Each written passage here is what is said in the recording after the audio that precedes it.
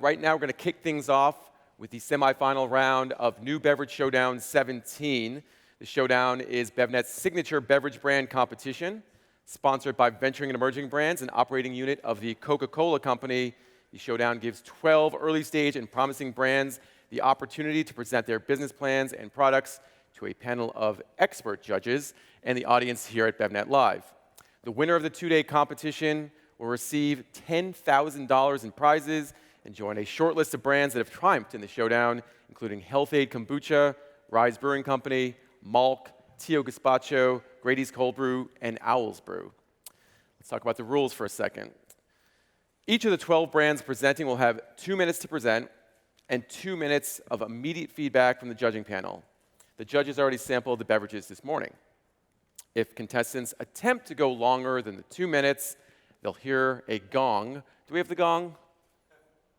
Well, you guys know what a gong sounds like. There you go. After all the brands are presented, the judges will pick 5 brands to move on to the final round, which takes place tomorrow. The 6th finalist will be chosen by audience vote. At the end of today's semifinal round, we're going to show a list of all the participants and a number next to their brand name. Audience members in attendance and those watching at home on the live stream can vote by texting the corresponding number with their favorite brand to a phone number that we'll provide. You can also call the phone number to vote as well. We're going to show that phone number at the end of the semifinal round, so please be patient. You have until 10 a.m. to vote. Let's meet our panel of esteemed judges. First off, we have Mike Schneider, who's the CMO of BevNet. He's a seasoned marketing executive who lives at the collision of brand experience and product. He wrote that. I didn't. Yes. Next up, we have Mari Johnson, who's the CMO of High Brew Coffee. She has over 2 decades of experience building consumer brands, including at Kind Snacks, Vitamin Water, and Smart Water. Next is Bill Ford, who's a group director with Venturing and Emerging Brands.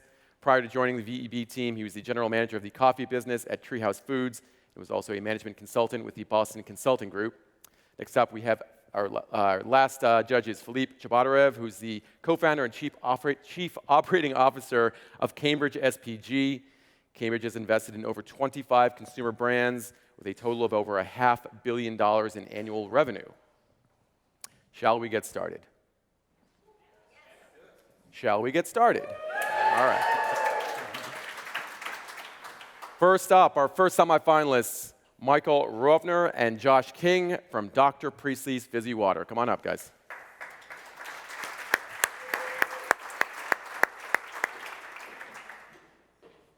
There we go. Your microphones. Thank you. You're welcome. And just be aware of your timer here. Thanks very much. 2 things that you should know about Mike Rovner and me. We crave authenticity, and we love sparkling water. Ours is inspired by Dr. Joseph Priestley, teacher, philosopher, revolutionary, a confidant of Ben Franklin, John Adams, and Thomas Jefferson, and inventor in 1767 of carbonated water. Back then, Priestley thought that he found the cure for scurvy for the Royal Navy. Alas, it didn't work out that way. Now, as Stephen Johnson writes in this book, The Invention of Air, Priestley's discovery did nothing to fight scurvy, but it did create a taste for carbonation that would ultimately conquer the planet. Friends, people crave authenticity in the beverages they consume.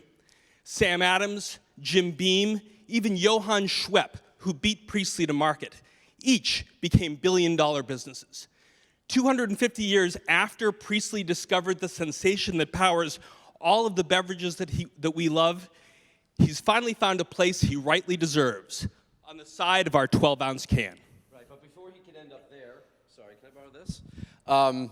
We had to answer that question, does the world really need another seltzer? I mean, there are no shortage of brands out there, you guys included, that are capitalizing on the wave of the popularity of this category, right? So we knew we had to find white space, and we did. Nobody has been catering to the premium consumer. Somebody's looking for a more upscale brand. We knew we had the origin story, but we had to make sure our flavors were on point too. So we tapped into famed mixologist Willie Shine to help us come up with classic flavor combinations that this audience craves.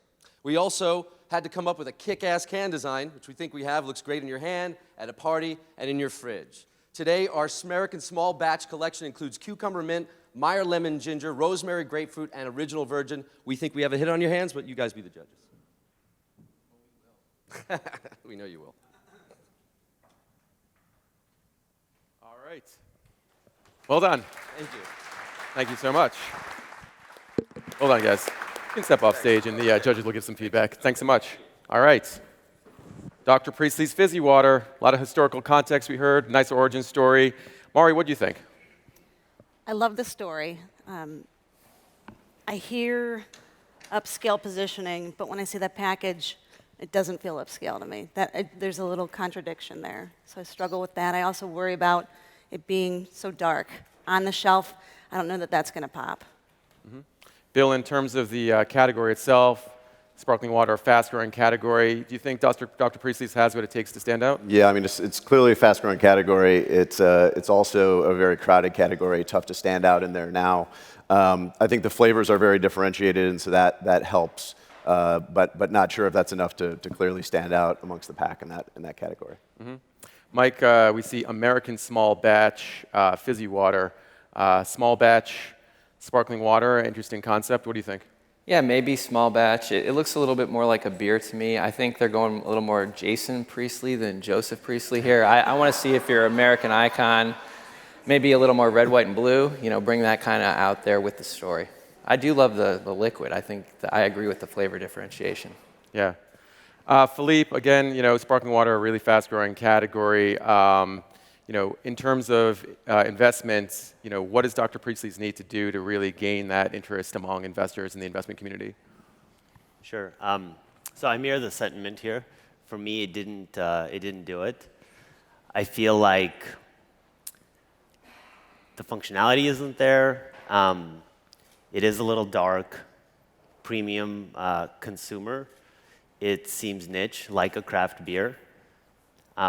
And then very crowded category with brands that appeal to mass market, and then to a high-end consumer, something like a Spindrift, I feel like already exists. So I feel like it's going to be tough. One thing we didn't really talk about was the tastes. What do you guys think in terms of the flavors that you tried? Mike?